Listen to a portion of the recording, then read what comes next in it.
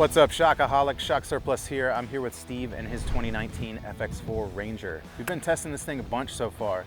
Tested it on the stock shocks, Bilstein 5100s, and on the Fox 2.0s. Now, we're at it again with the Eibach Pro Truck shocks.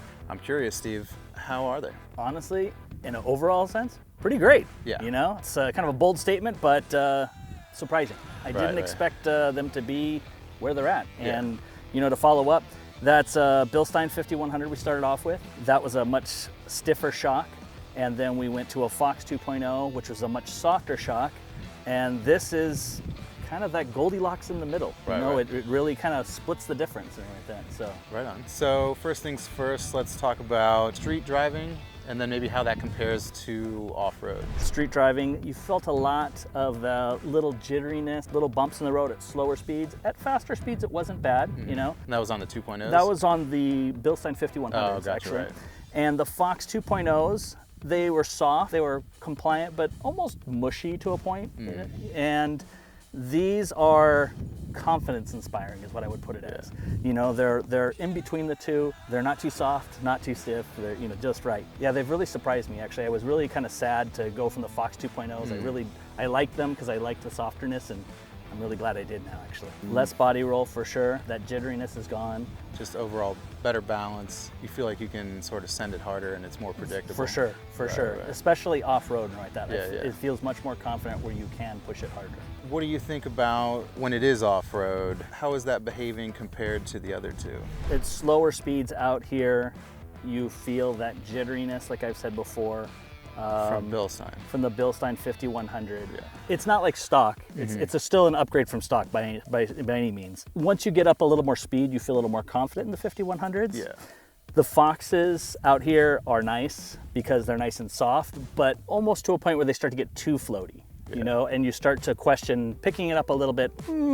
Maybe I shouldn't go there because, you know, it kind of feels off. These are, again, they're that middle road where they feel confident. You feel like you can push it harder like that. You feel that they're just that right amount. They're not soft. They're not super stiff or like that. They seem to soak it up a lot better. Basically, sounds like almost the best of both worlds, or a happy medium. Yeah, it really is. How is that translating to towing though? So towing, you know, you get into towing. I think if you're a dedicated vehicle for towing all the time, which this used to tow a lot more. I used to have a travel trailer I towed with all the time. She's no longer, she tows still every once in a while like that. But a 5100 I think is really a good shock for towing all the time like that. It really gives good confidence. The Foxes were okay like that, but once you get into a little heavier weights, they kind of weren't happy as much. And when I mean weights like that, you know, this truck is weighted for 7,500 pounds, and if I tow a 3,000 pound trailer, it's fine like that. But if I'm towing a truck on the back on a flatbed, you know, maxing it out, it starts to get a little questionable, you know? I've towed with these before we did the reservoirs in the back and like that, and again,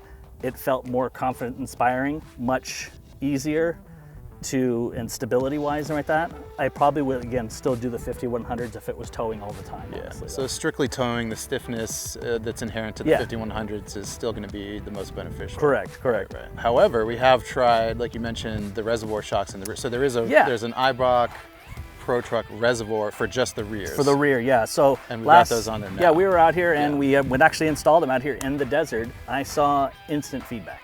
I saw an immediate response, one that I was not expecting at all. I thought that they would be the same, just better cooling. You know, just you have more fluid now. It will dissipate heat better, and they won't fade as quickly. That's what I assumed. I was wrong. Instantly, I saw a better rebound.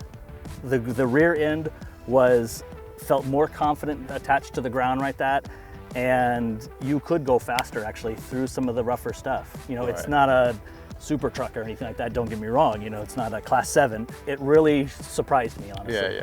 So incidentally, even though the reservoir by itself technically shouldn't change the characteristics too much, in this case they do behave a little bit better.